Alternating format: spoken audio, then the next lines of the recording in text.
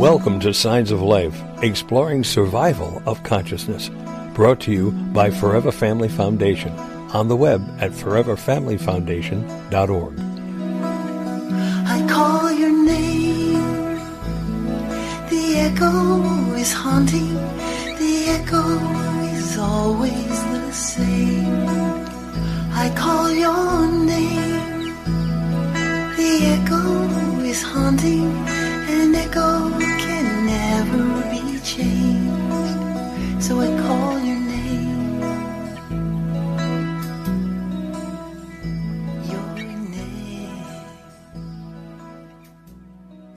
Hello, and welcome to Signs of Life Radio. Many of us have personal experiences that defy mainstream thinking, and we would like you to join us tonight as we explore the types of experiences that people have, what they mean, and how we can integrate those very special, meaningful experiences into our daily lives. And although mediums provide a valuable connection to the deceased, this show centers around your direct experiences, which do not involve a medium. I'm Kimberly Saavedra, Director of the Kovacs Center, and your co-hosts for this episode of Signs of Life Radio, along with myself, will be Janet Mayer, Forever Family Foundation, certified medium and author of Spirits, They Are Present, and Dr. Betty J. Kovacs, author of The Miracle of Death, There Is Nothing But Life, and Merchants of Light, The Consciousness That Is Changing the World. Please take down this telephone number so that you can call in and have a conversation with us, share your comments, your feedback, your experiences. We really do want to hear from you. And the success and meaning of this program depends on your participation. You never know how important your story may be to someone in need of reassurance that there truly is life beyond the physical world and that it is possible to communicate with and receive signs from our loved ones. That number is 888-627-6008. And welcome, Betty and Janet. Thank you, Kim. Thanks, Kim. How are you? I'm doing well. How are you doing? I'm fine. I'm really happy to be back with you too. I missed the last two episodes. Two or three, maybe. Yeah, it's been a while, so I feel really privileged because this time is so meaningful and important to me. It just kind of reframes things and reorganizes things that kind of just come across the daily screen and seem to have more meaning than they should sometimes. So this is the reset button for me. I really appreciate you both so much. That's good. Well, we always start by asking you, Janet, what you have meditated on and thought about for tonight for us to talk about. Well, I guess I could start with I'm right now in the Pacific Northwest, and I've been outdoors a lot.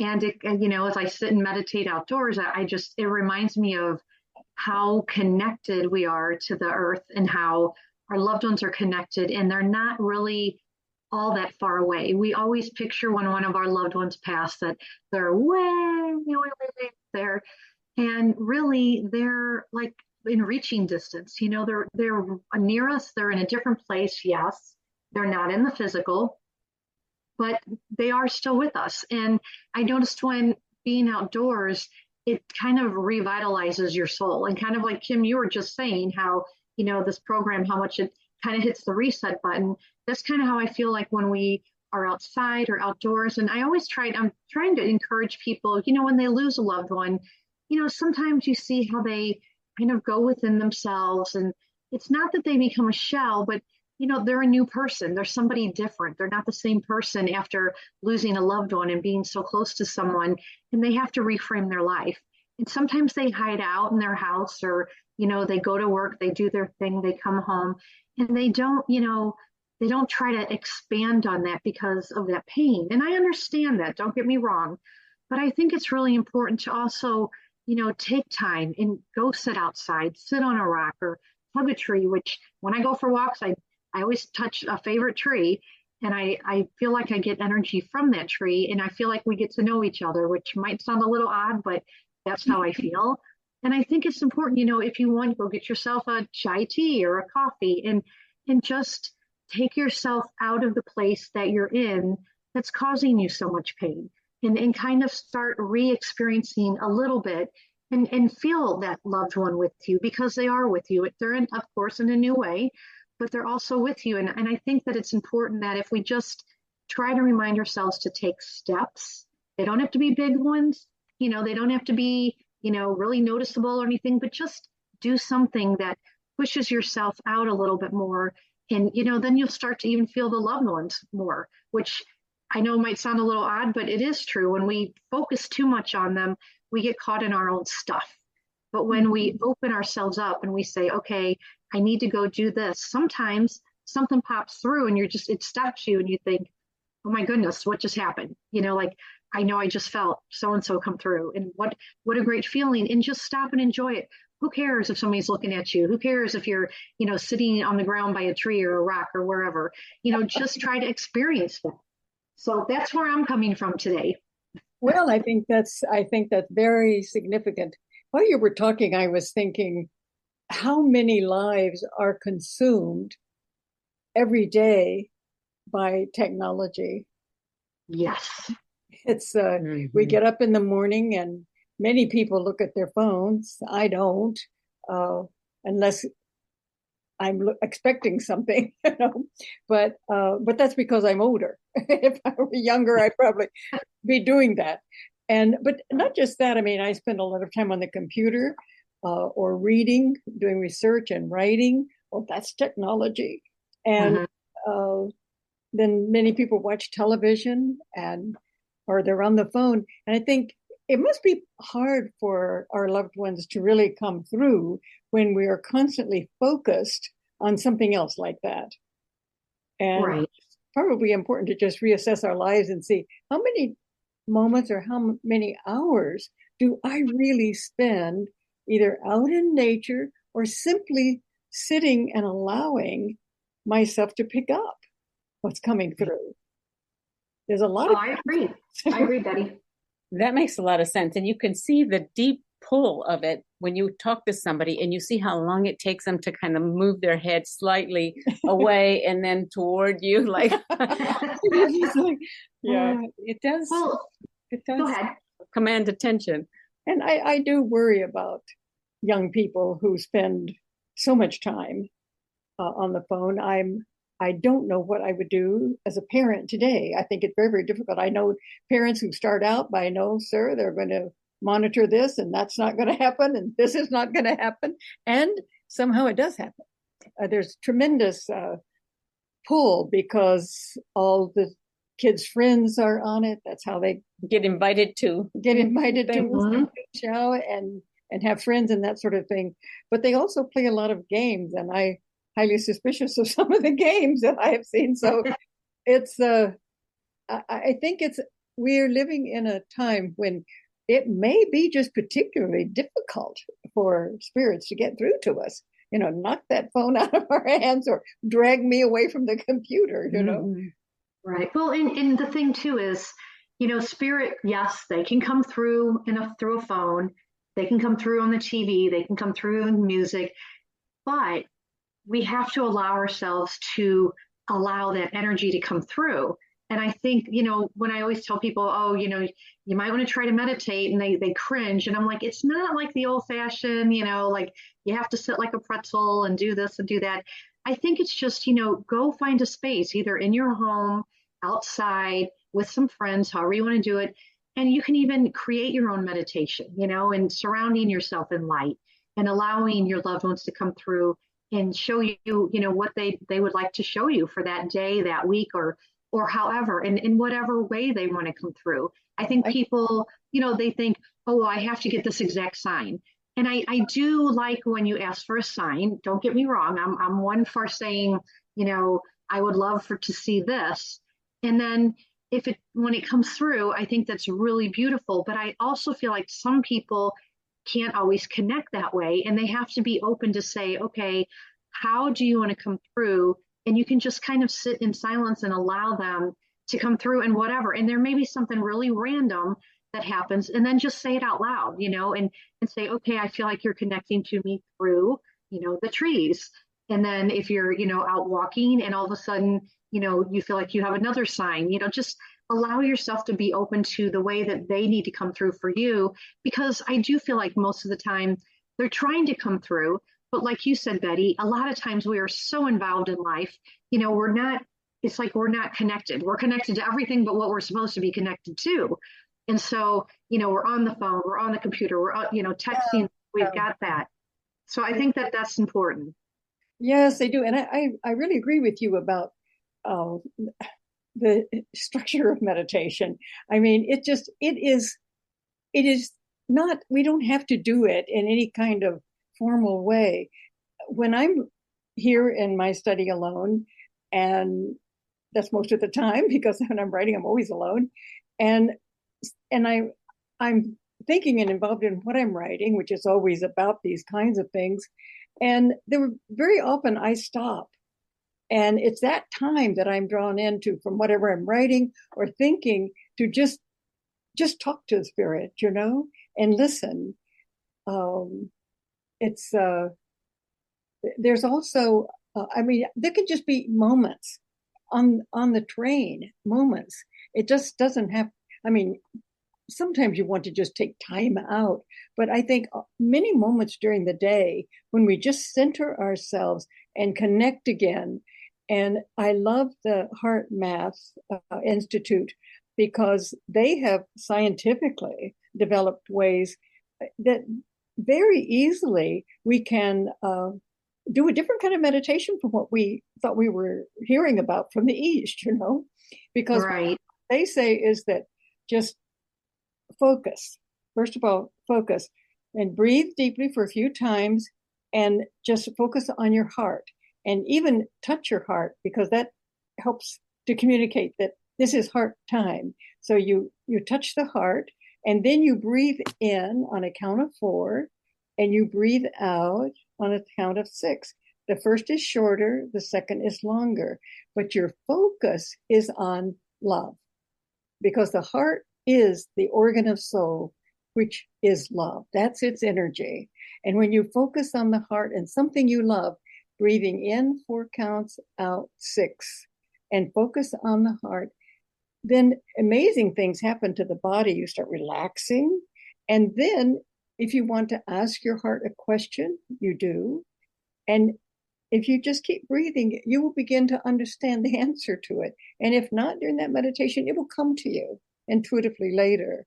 But I think that's an easy way. That can be a few minutes, then you go back to work, and that's very powerful, because not only is your body changed by it, but your heart is changed because you focused on it and connected with the heart to creation, to the world, just as you were talking about nature. So there are just so many ways that someone told me that she meditates by getting her coffee in the morning, going out in the garden, and just spending an hour out there with her coffee, just being there. It's just the presence. It's the presence. Just be there. Mm-hmm. And that's meditation. Being present is meditation. Mm-hmm.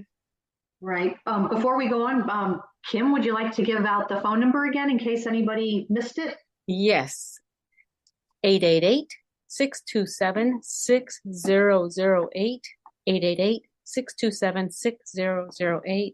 We're waiting for you, and so are your fellow listeners out there. Sure are. Yeah, if anyone would like to share a story of a loved one that they had, it's, I know that our show is about, something amazing, but it's kind of like any of these stories are amazing because of what is taking place. You're connecting with a loved one on the other side. And yes, okay, and we can continue on too with the meditation.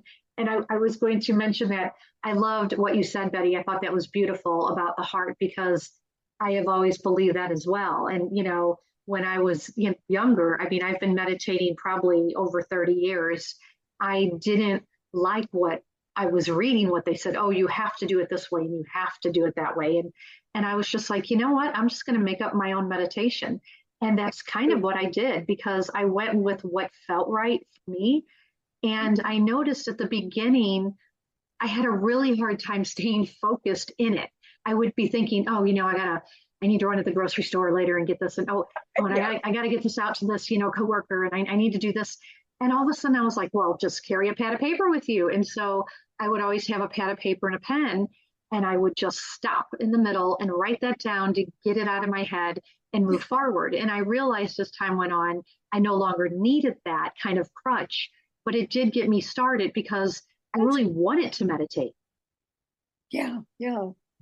It's and I think in addition to meditation, ritual is important.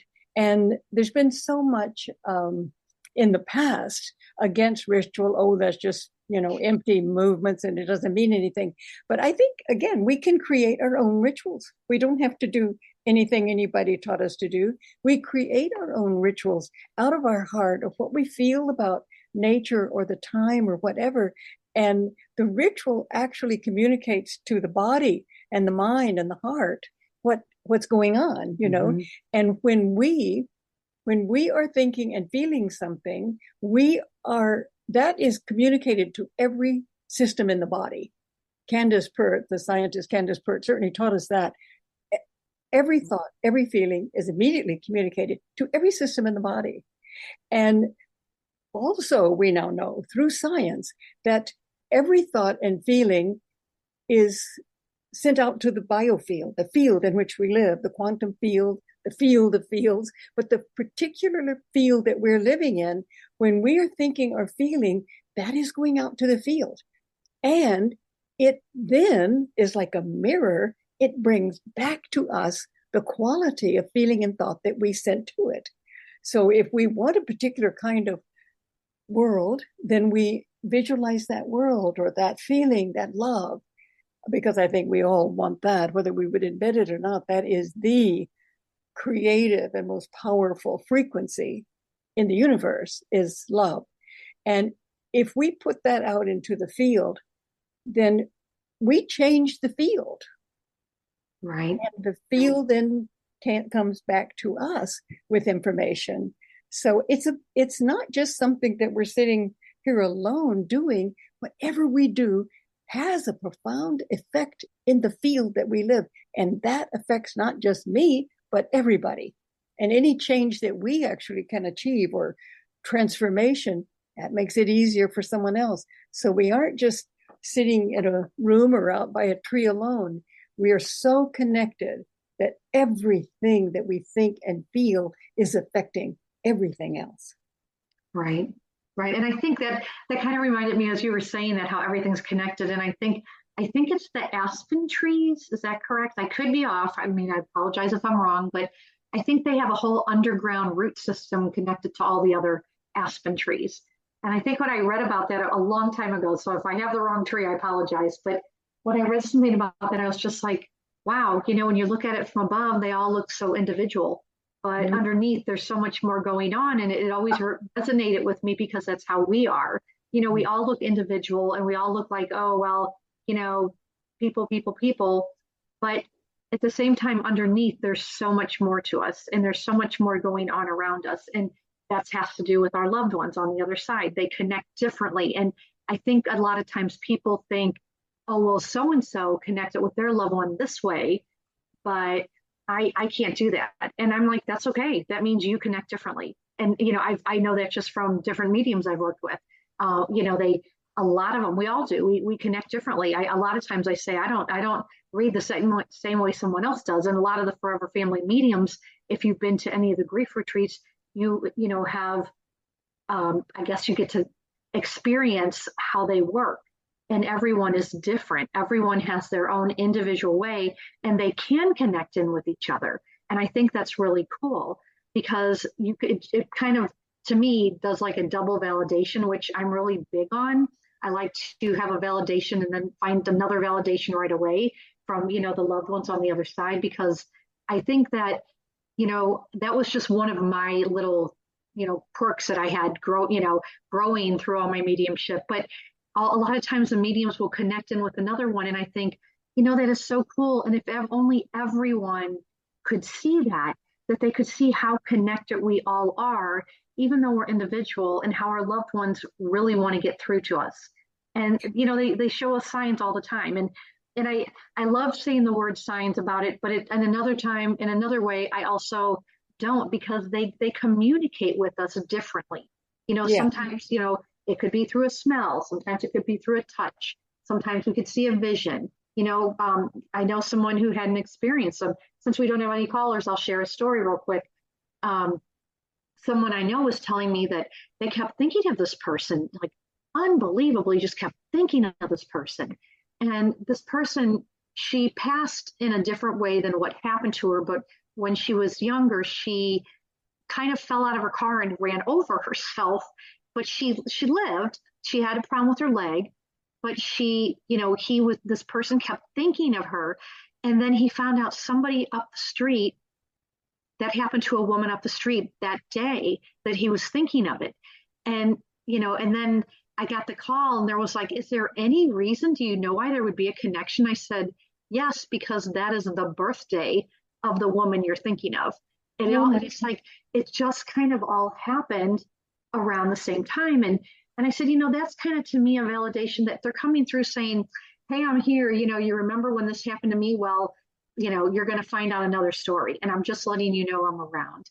And it made me feel really of course I felt horrible that the second person kind of ran over themselves, and they were okay also. They had problems. But I think what it was for me is it was kind of like, what a weird, quirky incident to happen to two people that somebody knows, but it's a validation in a way to say, hey, I'm coming through to let you know I'm around you right now, and wait till you see what's going to happen. Because, of course we can't stop everything, but it was just kind of amazing when I heard the story and I thought, wow, how weird is that? Like, what are the odds? And then I thought, no, that's our loved ones coming through saying, hey, yeah, I'm here. And, it was their birthday. And I'm like, what a weird thing to happen on that day. So I just find it really odd. I hope I said that story okay. I didn't want to, use any names or anything, but I was, given the okay to share it. And I thought that it's interesting that we have to remember that sometimes something around us happens to somebody or someone we love, and we're with someone, and then there's a same thing happening. And it's kind of like, wow. And I think it's a shared experience, And it really does let us in on the fact that something's going on that the science that we believed in for so long cannot explain. The old 19th century science of there's nothing but matter. It just cannot explain that. And I think now with quantum physics, we know so much, but it isn't really spread throughout the world yet. But I think that what we need to start doing as a species is recognizing these kinds of unusual events, and there's so millions and millions and millions of them, and really allow it to change the way we feel in the world, because extraordinary things happen. And the more we're open to them, the more extraordinary and often things happen. I have mentioned before, and probably many of our listeners have heard of the telepathy tapes. And this is about children who many were autistic and had the limitations of autism. But the parents, many parents were saying, my child is reading my mind. He or she knows what I'm going to say before I say it, sometimes even before I realize I'm thinking it. And they're saying, do you have any idea how difficult it is to be a parent when the child is reading your mind? But at any rate, it was much more than that, because then these parents began to realize that these children were connecting with each other. They were in their individual homes, but through time and space, they were connecting to each other and sharing information. And one woman was visiting the mother of an autistic child, and he was in his bed with his pillow over his head. And the mother said, oh, that's what he does when he goes to the hill. And the hill. Hill is where these children from around the world were meeting and sharing information. And yet they were right there like that one in his bed with the pillow over his head. So, and we hear so many stories of after-death communication and near-death or actual death experiences in which the person returns with incredible experiences. And yes, it is changing it for a lot of people. It's got to come to the point in which it changes it for the world, that we know there's too much information to deny that the world is really, as Len McTaggart says in her book on the field about the new science is magical. It's about magic, about miracles, because that's what it looks like to us, because we've been so dulled down by nothing but matter nonsense that we haven't been able to be open to the miraculous nature of existence. And these kinds of experiences help us to, and we need to start putting them together in our minds and realizing the kind of miraculous world we live in, and it will change our perception of everything. Right. Well, and Betty too, the name of the woman who does the telepathy tapes is Kai Dickens. So if anybody's out there, if you get a chance to listen to them, I mean, they are amazing, and it really is earth. It's changing. It's earth changing. I mean, it's going to really bring it. There are many people who I should say that I hear from many people, and they seem to be just deeply involved in their own journeys, and they're talking about their journeys. Some will say, I'm just beginning this, or others, I've been in it, and this is what's happening. And I think that 40 years ago, I don't think that would have happened, you know? Right. Well, and I think that's true. You know, we think that, you know, all those years ago that death was the end, and that, you know, but when we know what we know now is that it's part of the journey, that this is part of what happens, and that they are still with us, and that we receive, you know, many, you know, visuals or signs, or I can't think of the word I wanted to say, but it's that they come through to us in many ways. And I think that, you know, we get so plugged into our grief that we sometimes, you know, forget to look for that, or we're so busy trying to look for it that if it's right there, sometimes we do miss it. And then people are like, oh no, I know I missed a sign. It's like, nope, you have to let it go. They're going to come back. They'll come back at the right time. They will let you know. You know, I always say my grandmother came to me almost 20 or 30 years later, and I hadn't seen her until then. And it just blew me away. And it was so amazing. And I thought, wow, you know, and I kind of look at some of the experiences I've had are really important for a shared experience to show other people that, you know, this can happen. Just because you lost someone, you know, 20, 30, 40, 50 years ago, it doesn't mean that they're gone, they've moved on. And maybe, you know, you feel like you have moved on, and that's important, but they're still with you. They'll always be connected in some way. You know, there's always going to be that connection.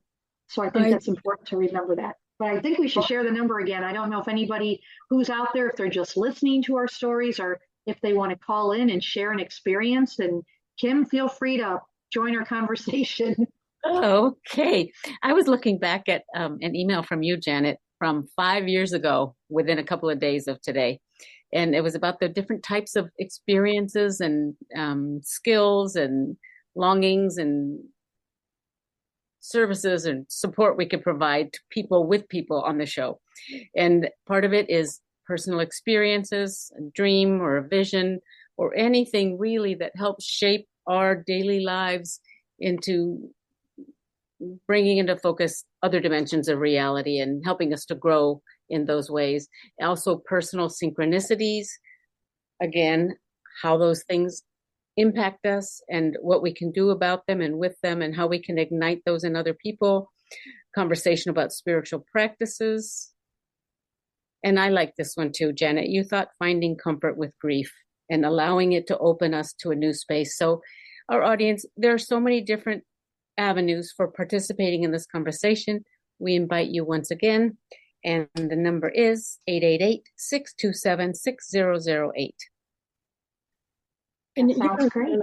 I'm thinking too that in my own experience that I feel that that my son and also my husband, that it's a kind of an energy experience, or just I feel like we're kind of working on these projects together, and that they kind of guide me into certain things, and other spirits as well. But I think sometimes spirits are with us in very subtle ways throughout the day in our work and so on, that we might not recognize at first. But I mean, you say, you know, the spirits, they are present, and they're present in our heart.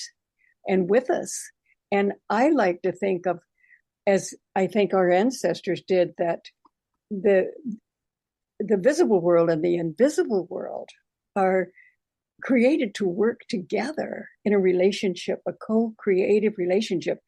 And in ancient Egypt, there were special rituals to connect with ancestors who had passed, those who the people they loved, with the earth, because they knew that when they connected with those who had lived on the earth with them and loved, that they wanted the earth to be fruitful and the people there. So they would help to ignite nature and keep it healthy as well as themselves. But it was a matter of not of ancestor worship. It was a matter of co-creativity with those who had passed on, but we're still working with them to keep nature healthy and to keep the individuals healthy and balanced within it.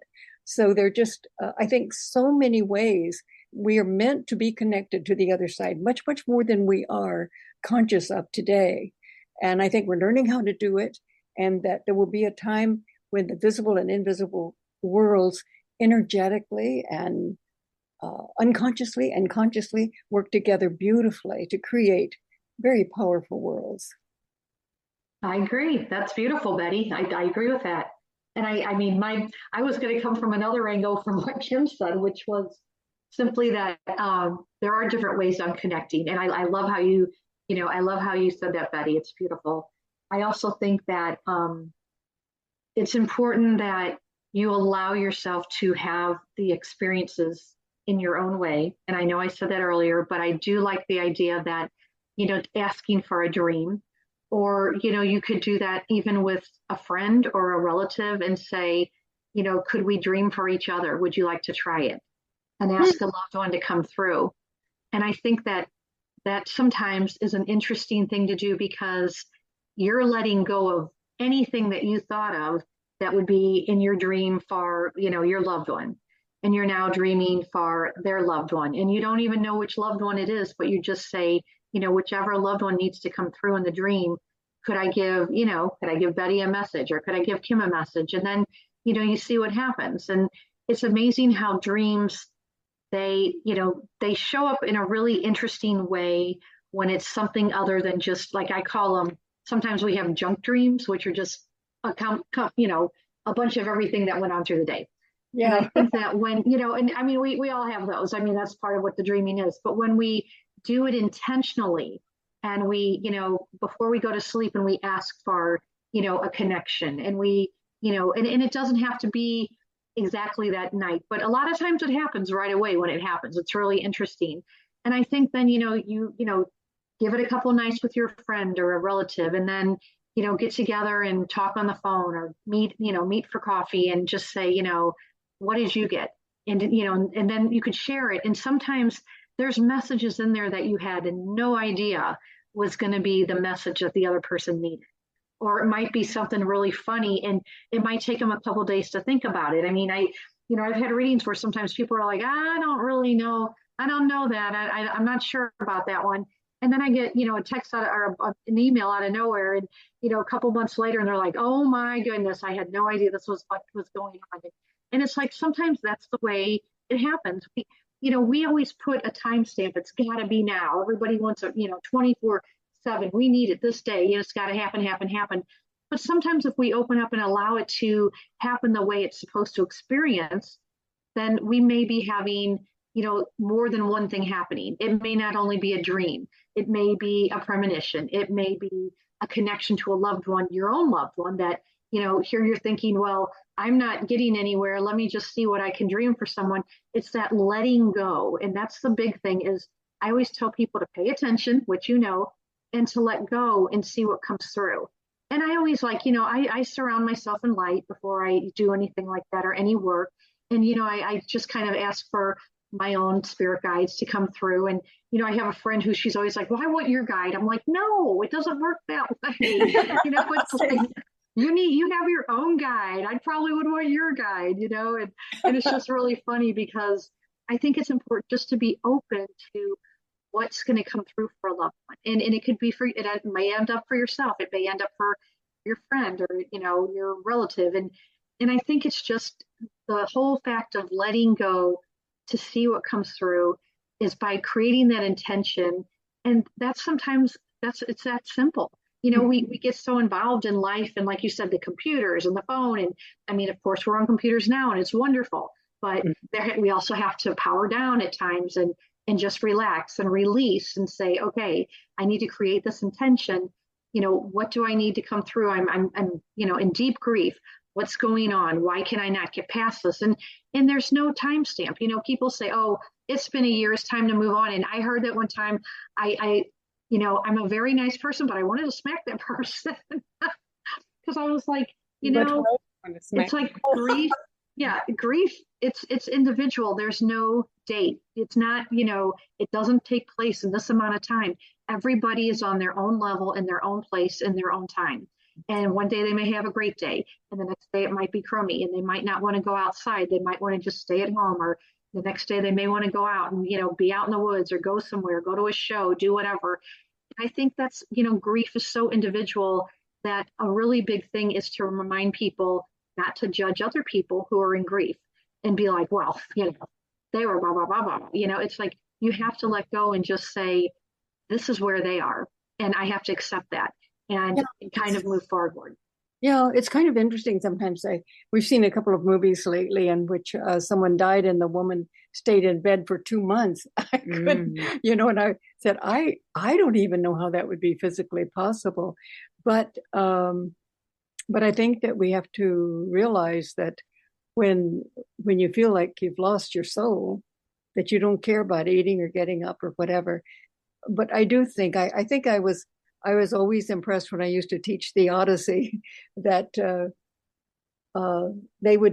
Odysseus and his men would go from place to place, and in most places they lost many men, and tragedy would take place. But always they cooked their dinner, they slept, they got up and went. And I thought when I was going through my own, that's very important, you know, is at least that was my way. Now, some people can't do it. And as you said, Janet, it's all different. But I do think it's important to do the things we have to do to keep ourselves alive and healthy and in touch with others. It does help us to reconnect to the world, because I knew a woman who 20 years after her son died, she was still on medicine. And she said, I have to be, because if I'm not, I cry all the time.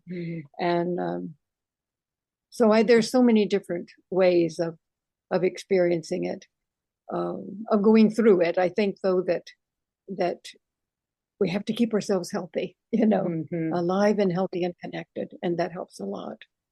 Right. I totally agree with that. Yeah. Well, gosh, we have no callers today so far. I know. I wonder if we have any listeners. Oh, no. You think we're just here talking to ourselves, Janet? No, but you know what I always say? I always say if just one person is listening, then it's worth it. Because, that's how it works. If it touched one person, then that's the person it was meant to touch that night. And that's why we do it.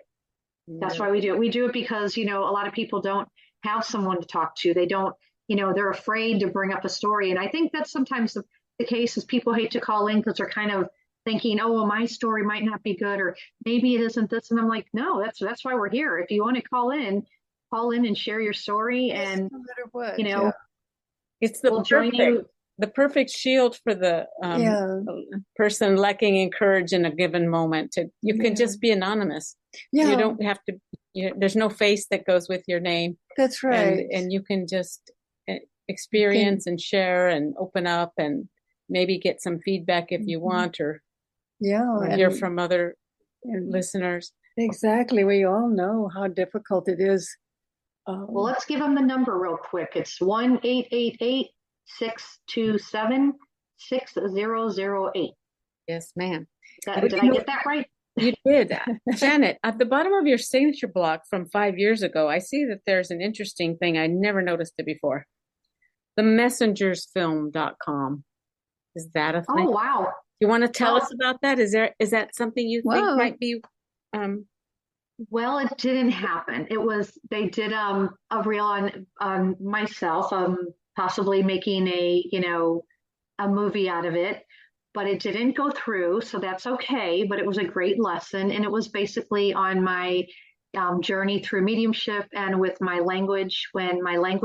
I started spontaneously speaking languages. And so I went on this long path on trying to find out what it was. And believe me, when you tell people that, there's people that think you're nuts, and they're, somebody told me they thought I was schizophrenic. They thought this, they thought that. And I'm like, okay, thank you, bye. And I ended up finding someone at the Smithsonian Institute who worked with the Smithsonian Institute, Ipu Piara, and he ended up, I would send cassette tapes to him, because back then that's what you did. We didn't have, the internet that I could just send a file, which would have made life a lot easier. But I always look at it as the journey. And so basically he started, translating the tapes for me. And it talked mainly about, they were either blessings to people or about being more earth honoring to our earth. And I ended up speaking like 4 different indigenous languages from South America. And to this day, they still come through.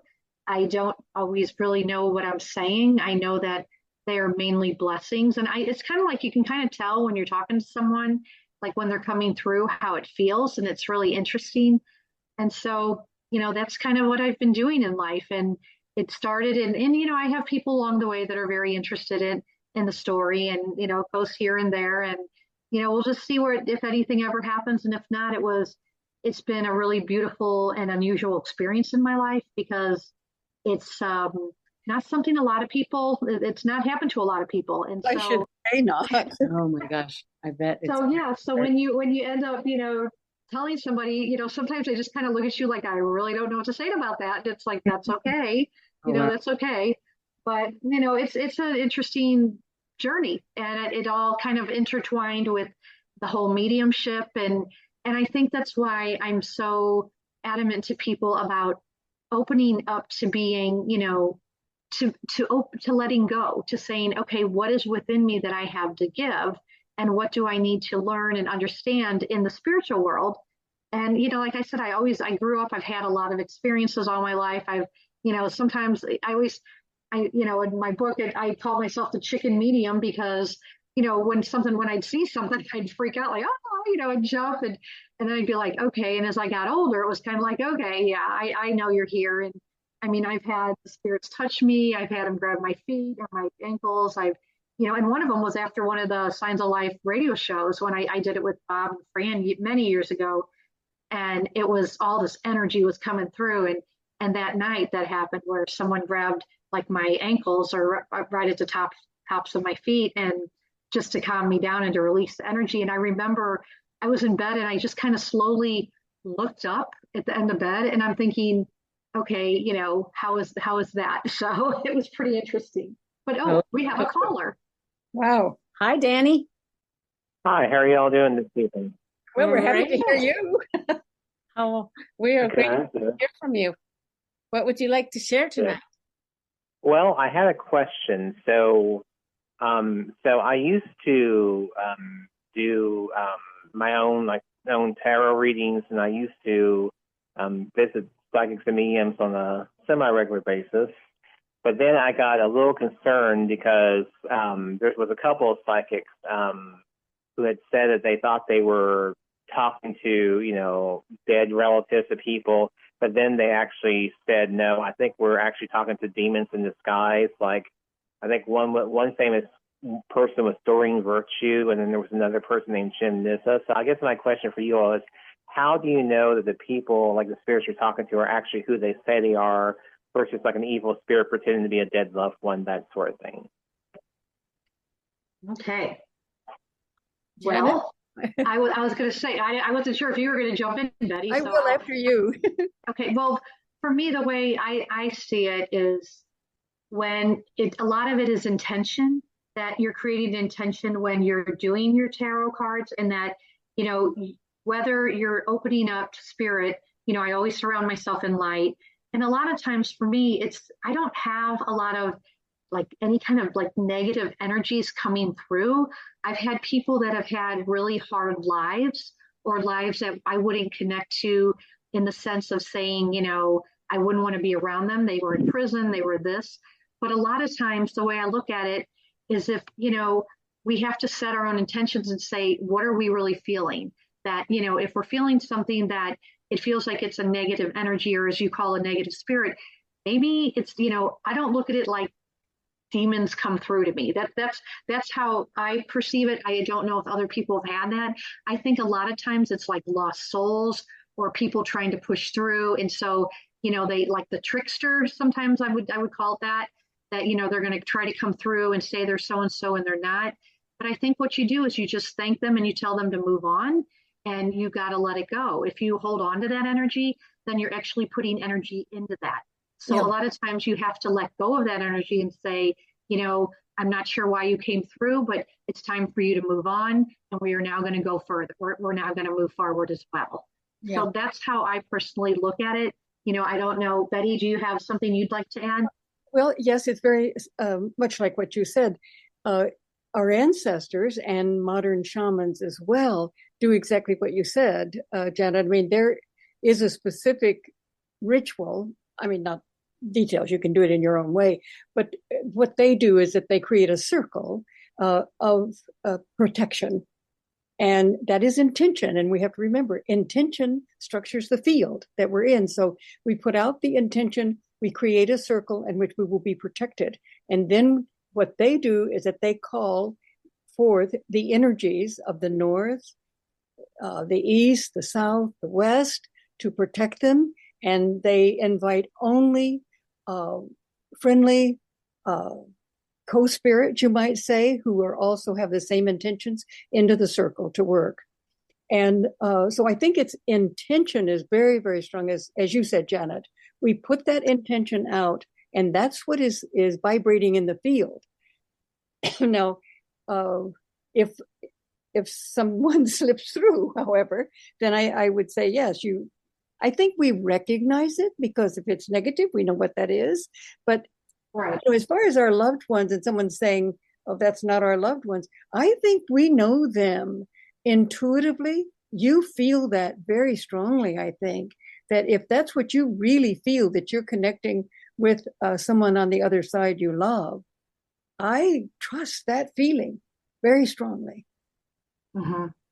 And I do think that there's times that people try to, I kind of want to say like butt in and be like, oh, I'm trying to get through to so-and-so, or I want to stir up trouble. And then, you start picking up on that energy, and you have to kind of like shut it down. And that's, I know some people sage, they'll go around saging the house and that's fine. I have nothing, I think that's great. If that's, like Betty said, it's a type of ritual to release it. But I also think that it's really important to stay focused on what you're trying to do. And when you said like other people are coming and saying it could be this or that, don't allow that. I never have allowed stuff like that to come through. I've always been like, nope, I have the light. I've always surrounded myself in the light. I have a little saying I say before I do any kind of read, or if you do a tarot, come up with your own saying that, protects yourself, and just, this is what I'm allowing. And any tricksters or, people that are coming from a place, that, they're not allowed, then, it's time for them to move forward. And you never know. I mean, like, I said, I've had people come through that have been in prison, and there's been some heavy energy, and I'll say right away, okay, I'm letting you know I've got this energy coming through. And I'm not saying that they're evil, or they're, they might obviously did some things that you would consider would be evil on earth, but you have to put it in perspective too, and say they are just that energy. They're not going to attach to you. You don't have to worry if you're staying in that place of light and staying in that focused energy. I think that's absolutely true. And even, when you're working with the tarot cards, just simply, if you don't want to do like the circle ritual, but just put forth the intention of protection for the kind of work that you're doing, that it would be for the intention of all of the positive things you're working with, and that no false energy could come in. I think the intention is so powerful, and it reflects right back to us. Does that help you a little bit, Danny? It does. It sounds like a lot of it is making sure that you have the proper protective ritual, so that you set that boundary from the get-go, that nothing beyond good, nothing that's not a good spirit can come into this space And I think that's one reason why I've heard people say never play with a Ouija board, like teenagers and things who play with Ouija boards who don't do things like that because they don't necessarily do that piece of it, and it's almost like opening the door. Liz explained to me it's like opening the door, and anyone can walk in. Anyone can walk in, good, bad, or in between. So it's a lot is about you trying to make sure that space is protected, and only the right type of spirit people can come into that space. That's absolutely right. And I always thought that about the Ouija board. And I think that's definitely true, is that if it's with people who just kind of do it for fun, let's see what happens, that can be dangerous. I was a part of a group, it was called Studies in Altered States, and it was a group of professors and therapists. There are just about 6 of us, I think. And one of them wanted to use the Ouija board, and I was kind of shocked, because I thought, I don't know. But what we did is that we meditated as a group, and then we did the chanting with Om, and we had put forth the intention what our intention was, and that we call forth only those positive spirits who could be helpful to that intention. And we had some of the most amazing things happen for 3 years. Supposedly, the beings were from the Pleiades. And then there were, now I don't know if they were, but I kind of trust it because they gave just the most powerful, compassionate, loving information. Yes. And so I don't know. I think it's not what we use, it's how we use it. And I think you've stated it very well. I do too, Danny. Boundaries. Yeah. Absolutely. Yeah, absolutely. You set the stage, you call the meeting, you hold those boundaries. Yeah, that's right. Yeah, I think that's good. I think that you already know, and I think it doesn't hurt to have a little backup. Right. That's great. And we're your backup today. So I think that was great, And I also want to say, Andy, that sometimes people can say things that just kind of knock us for a loop. Like, well, they're not really, so-and-so coming through, their demons. I mean, they can really be kind of disturbing, right? And how could they know if they weren't the person experiencing it anyway? And I think we have to really trust our own selves. I've been in situations where I've seen people just absolutely wiped out by someone saying something like that. Mm-hmm. And I think that we stand strong in what we know, what we have put forth, what our intention is, and what our intuition is of what is happening. Right, especially because we don't know what their intention is and where they're coming from at a certain time in their life or their place, and I think that's big too, is that people move in and out of spaces. And I think that if somebody's in a space that's kind of heavy, they're going to see a lot of things that feel heavy, and, they're going to be picking up on that energy. And it's like, you have to just be like, okay, you know what? That's where you are. I'm not in that place. This is not me. I am not, I'm in the light. And so I think that's important to, remember that.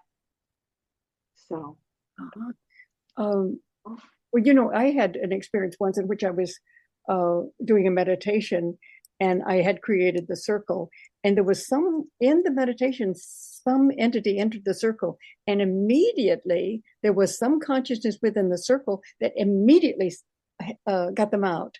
Oh, that's nice. Yeah, that was very interesting.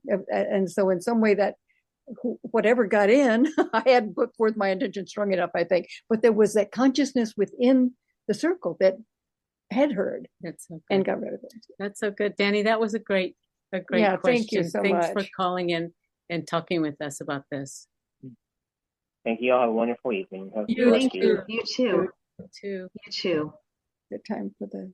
Okay, I think it's about time. So we can go ahead and close out with our Mahayana prayer. If everybody okay with that? Sounds great, Janet. Yeah. Okay. So may all beings everywhere with whom we are inseparably interconnected be fulfilled, awakened, liberated, and free. May there be peace in this world and throughout the entire universe. And may we all together complete the spiritual journey. Beautiful. So we will end May with that. How's that? That's beautiful. Perfect ending. All right. Well, thank you everyone who listened, right? We are grateful for our listeners, and we look forward to being with you again. The fourth Wednesday. Thursday. Never mind. I'll just hush while I can still. Give still a little fourth Thursday. Yeah, the fourth Wednesday of Thursday of the month. Okay, everyone. The fourth Thursday of the month. Yes, that's right. Be well and thank you. Good Good night. night, everyone. Good night.